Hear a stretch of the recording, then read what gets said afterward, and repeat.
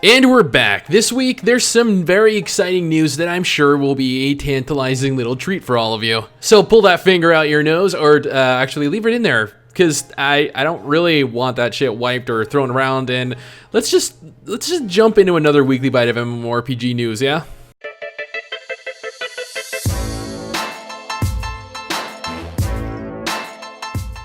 NCSoft has opted to release information on 2 new upcoming MMORPGs prior to G-Star 2018 this year. And as you guessed from the title, one of them is the highly anticipated prequel to the popular PvPvE MMORPG Aion. Aion 2 takes place 900 years prior to the events of the PC game Aion the Tower of Eternity. Aion 2 supposedly has a very large emphasis on PvP, providing dimensional cracks that allow players from various servers to all participate in cross-server, large-scale PvP. NCSoft went on to discuss how additional features that not only the company but also players wanted are capable of being added into the game, claiming that their vision for the game is no longer a dream. One of the largest differences between Aion 2 and Aion the Tower of Eternity is that there are no longer opposing Ilios versus Asmodean faction-based PvP. Players are instead free to choose to invade others regardless of race. Additionally, and this may be a negative for players, is that they are actually removing classes, or rather class segmentation, allowing players to wield a variety of weapons without restricting them to a specific class and alter their playstyle accordingly.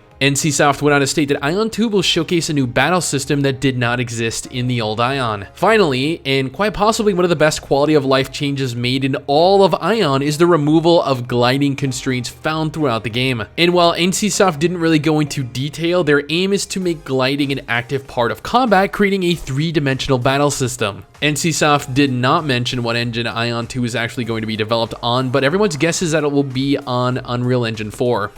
Right. Just one more tiny little tidbit. Did I mention that Aion 2 is actually going to be released on mobile devices only? Yeah, it looks as though NCSoft have abandoned the PC market and are moving towards the mobile market, with both MMORPG announcements landing on mobile devices.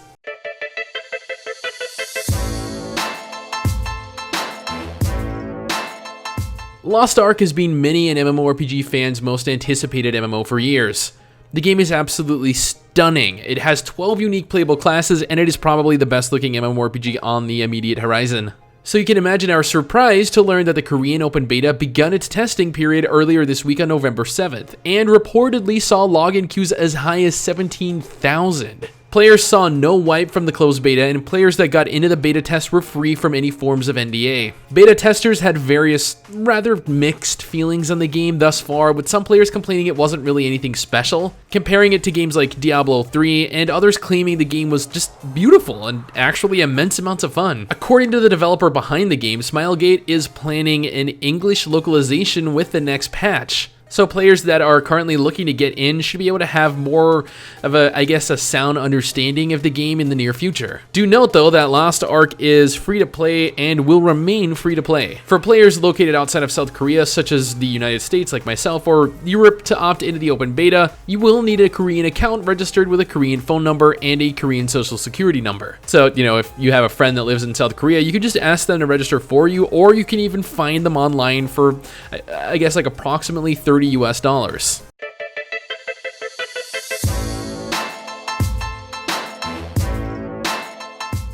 Gamigo, the publisher that recently acquired Trion Worlds' assets including ArcheAge, Rift, Trove, Defiance 2050, and Atlas Reactor, have finally revealed their plans for the future of their games. The new community manager responsible for the games in question delivered a blanket statement saying, "We saw many questions asking about the future of these games. Those questions are largely about new content, fixes to existing bugs, and the changes to the Trion staff members. For sure, we kept the necessary resources to ensure that there is movement within and around the games. Generally speaking, we can tell you that the patch schedule is likely to shift somewhat, but we will make sure that all of you can enjoy new content on a regular basis. Also, the developers will continue providing you with updates through producer letters, so all of you will have a little look behind the scenes as well." What this means is that content for the games will likely come out at a significantly reduced pace, but content will nevertheless come out. While that is reassuring to know, knowing that the games will continue to live on and continue to have additional content served up for players,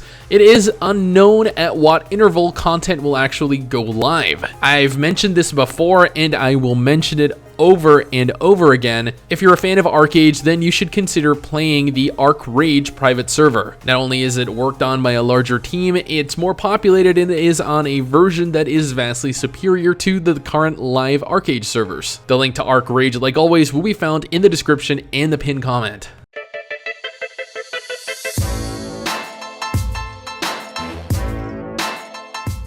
For players interested in Astellia Games' new upcoming action RPG Torchlight Frontiers, you'll be happy to learn that the game's first closed alpha test will be commencing this Friday, November 16th. The alpha phase will be serving primarily as a technical test for the game, meaning that as a beta tester, players should focus on looking for and reporting bugs while providing feedback on issues that they're having or things that they think need improvement. Do note though that this is the very first alpha test for the game, so expect a lot of bugs, a lot of stress, and a very rough start. But also understand that a lot of what we see is subject to change between the alpha test and official launch. An NDA will also be in place to prevent players from recording or sharing what they experience. Finally, Astellia announced that they will be sending out invites for the alpha to registered members next week. So if you have yet to get into the alpha, make sure you're signed up.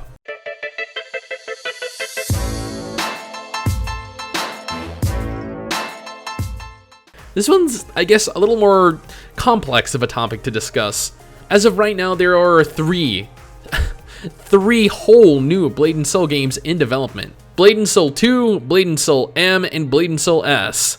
Blade & Soul 2 is actually an MMO we've known about since last year. The announcement promised new characters, new zones, ecosystem-driven AI, improved action combat, and the removal of factions. Blade & Soul M is an overhauled mobile port of the PC game with new features, enhanced combat, and a story branching system. Then there's Blade & Soul S, which is actually a prequel to the PC game, but instead of incorporating the graphics of its predecessors, it is instead opting for a chibi graphical style and a dynamic open world. So, 3 Blade & Soul games are all under development. It's unfortunate about the mobile titles, and that NCSoft are likely to make the games complete pay-to-win messes like the original Blade & Soul, but hey, at least they have a future outlined for the franchise. It's more than you can say about games like Bless.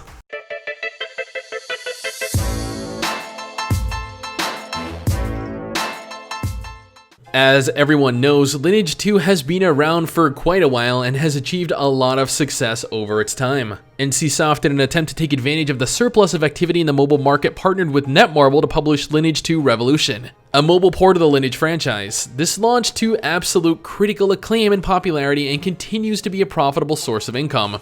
Then NCSoft decided to go ahead and release Lineage 2 Classic, a classic version of their game bringing players back to vanilla Lineage 2. Now, NCSoft have announced that yet another Lineage game is under development, Lineage 2M, a reinterpretation of Lineage 2, the original PC title. Lineage 2M is claiming to offer a seamless open world, RVR battles, raid bosses, and the original 31 classes with the addition of new classes in the future. Lineage Eternal, or Project TL, whichever you really want to refer to it as, was not shown off, nor was any additional information offered on it, unfortunately. So, yeah, still no word of any PC Lineage related news.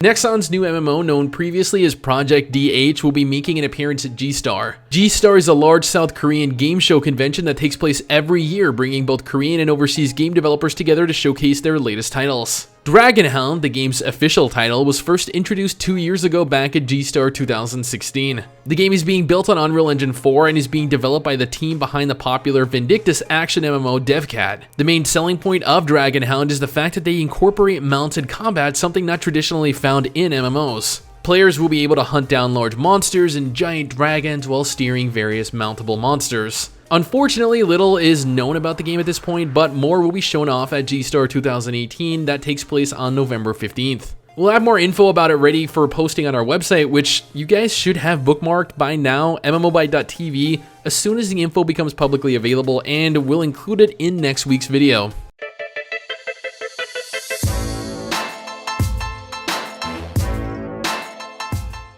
Also appearing at G-Star 2018 is Astellia Online, an MMORPG that seems to blend together both MMO and TCG elements, slated for a South Korean release in December. Astellia Online utilizes a unique card system that allows players to collect and combine various cards to call forth powerful companions into battle. These companions are actually crucial to the game, as they are responsible for the overall style of combat that the player employs, offering varying buffs, debuffs, crowd control skills, tanking abilities, and heals. Astellia is actually a completely open world MMO, but gameplay itself consists primarily of running smaller scale 4-man dungeons, medium scale 20-man raids, and various types of instanced PvP. Finally, Astellia offers 5 unique classes: the Rogue, Mage, Warrior, Scholar, and Archer, with each of those classes possessing the ability to advance into 4 additional advanced classes. No ETA on a Western release has been given yet though.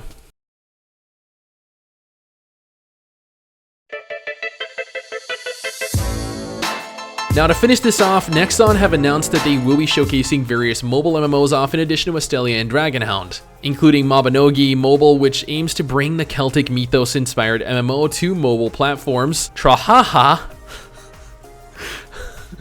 Oh god, I'm sorry, I just, that name cracks me up. Trahah, a high-end mobile MMO that utilizes a flexible weapon-based system. And then M-Game actually announced that they would have their own upcoming mobile MMO, Shin Yulgang Mobile, a port of their PC MMORPG Scions of Fate. Alt 1's 12 Sky MMO is actually being ported from PC to mobile and being titled 12 Sky M. I know, original. And, whew, yeah, there's just so many mobile MMOs hitting the market in the immediate future. Anyway, that pretty much wraps up this week in MMO news. I'm sure there's something I missed somewhere, but this is all the news that I personally witnessed and experienced. And yes, there was a lot of mobile news. I'm sorry. So, with that out of the way, what do you think of this week? Anything exciting happened? Still bored? Let me know. Anyway, guys, that is it for me. Thank you all for watching, and I'll see you all next time. Peace. Thank you for watching this video. If you enjoyed it, drop a like, leave a comment, consider subscribing to my channel over here, checking out another video, or following me on Twitter at STIX to just chat or hang out.